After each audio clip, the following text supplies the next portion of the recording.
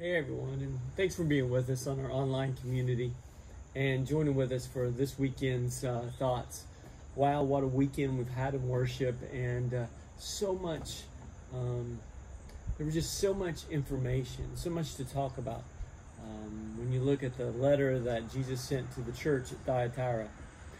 If you haven't experienced this past weekend, then let me encourage you to just go ahead and pause right now, or hit pause, and go over and experience this past weekend's worship. And you can pick right up back where you've left off right here with our weekend thoughts. I recently just finished a book that in part of the book, a lot of the book dealt with this idea of grace and truth, and what that really looks like specifically in our culture today. And one of the things that it said in there really struck me was a saying that we've used quite a bit that I am really familiar with. I bet you are too. It's that a lot of times we will tell people that we love the sinner, but we hate the sin. And the author of this book was indicating that that is one of the worst things, really, when you think about it. And in fact, he went on to say that those words probably right there have been part of really separating families and really creating divide with relationships instead of actually bringing relationships together. When you really think about it, the whole idea, well, love the sinner, but hate the sin. We're all sinners. Whether you believe in a relationship with God through Jesus or not, whether you believe in the Creator, whatever your belief system is, we're all sinners. And that's truth. We're all sinners. We've all fall short. And when you look at what Jesus called for us, he said to love God with all your heart, with all your mind, with all your soul, and with all your strength. And then to love your neighbor as yourself. And one of the things we always struggle with, and I want to just spend some time going into this a little deeper in this thought, is just that we struggle with this idea of grace and love. Grace and truth. And a lot of times we show a lot of grace, but when we're leaning toward grace, then we struggle with truth. And then sometimes when we really are trying to deal with truth, we struggle with grace. And we see through Jesus' life, we see Paul even talk about this. We talked about this weekend, that there's this thing that Jesus is called to. We see all throughout his life. And again, Paul instructs and talks about this idea of grace and truth. Grace and love come together in truth, and loving God with everything. Jesus, all throughout his letters to the church, is putting Jesus first, that Jesus is our first love. And out of that love is our love for others. But then this whole idea, like this church was dealing with at Thyatira, they were dealing with false teaching. This whole idea of allowing things into their life that they knew that shouldn't be there. So then we go back to this whole idea of grace and truth. How do we show the grace that that Jesus has called us to show, that we see over and over again? How do we demonstrate that grace? How do we demonstrate that love?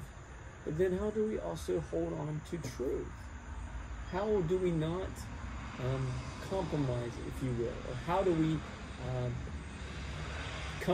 we not come across as like being the gatekeepers, if you will, of everything? It's really hard. It seems like for a lot of us in the church, it seems like it's really hard to deal with these things. So I just want to remind us of a time in Jesus' life. And here's just something for you to think on this week. There's a time in Jesus' life when Jesus came across a crowd that was circled around this woman. Now this woman, we're told, was living a life of sin. She had committed adultery, and this crowd was there, ready to put her to death, ready to stone her. And Jesus came upon this group that was getting ready to stone this woman. And we see there that Jesus stops and, as he's dealing with this group, as he's dealing with this crowd, and he has this woman before him, he just kind of leans down in the sand, kneels down in the sand and the dirt there, and he starts to write something down. Now, there's a lot of speculation in what Jesus wrote, and I'm not going to get into the speculation. There's a lot of things that people believe that maybe he was writing down on the ground, writing in the dirt. We're not really sure. That whatever it was, evidently Jesus doesn't seem like that's something we really need to know. But what we do need to know is Jesus' reaction and what took place afterwards. Whatever it was that Jesus was writing down, we see that the crowd, this group that was ready to put this woman to death for her sins that she was living, for the sinful life, one by one they dropped their stones and they walked away. So finally, it was just Jesus and this woman. Now think about that for a minute. This woman was getting ready to, what she thought was her last hour, her last breath. She was going to die by stoning. And now she finds herself in the presence of this man named Jesus, just him and her. She's looking eye to eye, face to face to the Son of God. And Jesus just looks at her. And he instructs her to go and sin no more. Jesus, who am I to condemn you? Who am I? And realization is he doesn't tell her like we say so often, well, I love the sinner but hate the sin. No, Jesus just loves. He loves this woman. Can we just go ahead and say, in other words, he showed value to her. He showed her that her life valued. He showed her that she valued, that she had value, that she was important, and that she was loved. Now, we can't miss the fact that what Jesus told her as she walked away, he says, now go and sin no more. In other words, don't live the life that you're living. Don't be a part of that now. So he gave her truth. But all throughout this, even this time in Jesus' life, this short experience between this woman and Jesus, we see grace and truth. We see the love.